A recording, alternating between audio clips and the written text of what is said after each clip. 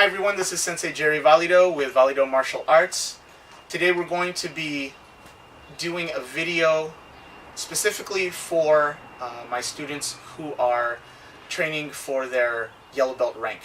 We're going to be covering the 10 required American Kenpo self-defense techniques in order. And after my little video clip here, I will be putting a list up on the screen for your reference. Make sure that as you are training your techniques to pay attention to the details that we will cover in class, because in these videos I'm not going to be going over too much detail. Some of the important parts I will be explaining, but a lot of the details of each technique I'll be going over in class. So use the video wisely, make sure you watch it often, and if you have any questions we can cover that when we see each other. Alright, so have fun and let's get started.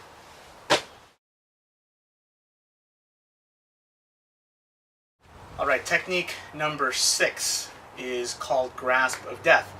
Grasp of Death is for a right arm headlock.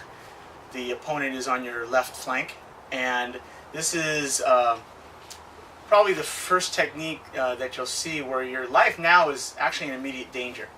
Okay. Now, when I was a kid watching wrestling as a child, headlocks were always done to the head. Okay, but that's TV. The headlock that we're thinking of here is coming around your neck. Okay, so we want to safeguard our airway, and what we're going to do is we're going to take our chin, we're going to tuck towards our chest and turn. Now the guy is going to be like this, so here's the opening. We don't want to turn towards the bend of the elbow. We're going to turn towards the opening of the elbow. Okay, so in this case he's coming to me on this side. I'm going to tuck and turn and allow my airway to still be clear. Now that doesn't completely protect me, because now he can still cut off my blood supply by getting me around the artery here, so I have to act. I can't just stay there. Now, in addition to that, I'm going to take my right hand and I'm going to anchor. I'm going to make it a hook, just like this. I'm going to anchor his wrist, tuck, turn, anchor, and I'm not going to necessarily be able to pull his arm off, but I'll be able to pull it down, hopefully enough to relieve a little pressure. My right elbow is going to be anchored to my side for more leverage and more power. Okay? So, once again, tuck, turn, anchor. All this happens at the same time. Okay? So, as he's coming from the rear, he's pulling me forward. I want to move towards about 11 o'clock as he pulls me forward into a right closed kneel. Just like this. Okay?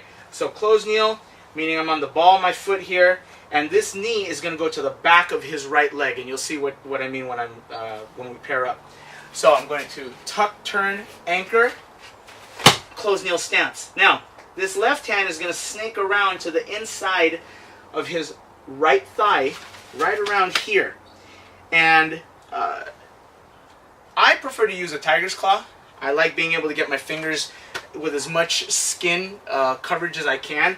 I want to come in and I want to pinch as hard as I can and grab and just really get a good grip on the inner skin here of his inner thigh.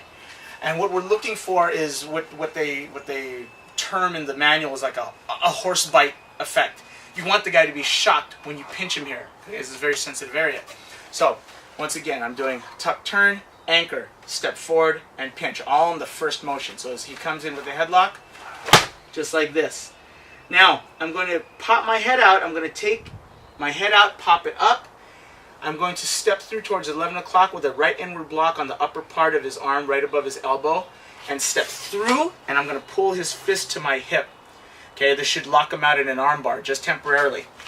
So, from this position, I'm going to check his hand and pin his arm down. I'm going to rotate to a forward hard bow and do a snapping vertical punch right here to his jaw, his temple, his cheekbone, whatever I can get, whatever is exposed. Pop, and then cross, and cover. Alright, so we're going to do this, and once again, due to space restrictions, we'll try and make the best of it, try to get you all the angles you can. I'm sorry, it's on this side. So, as he comes in behind me, okay, guys, with this headlock, this is what I'm trying to do. So, I've got my closed kneel right here in the back of his knee, okay? I'm right here at his wrist, hooking Okay, tucking and turning. And I've got this hand sneaking around to the inside of his inner thigh to grab the skin here as best as I can. So from here is 1, okay? I'll pop my head out, step forward to 11 o'clock to this arm bar. I want to pull this in as much as I can. Now, once again, the ideal phase of the situation, he may be ahead of me. In this case, obviously he's at my side. Okay, so you have to kind of adapt to the situation. So instead of just rotating and punching where there's nothing there, okay, I'm going to have to take an adjustment step. All right, so as this is here, I'm going to take my right foot, adjust out, pin this down, and hit. And then cross and cover out. Okay, so let's do that one more time, really slowly. So he comes in, 1, okay, 2, 3, cross and cover. 1, 2, 3.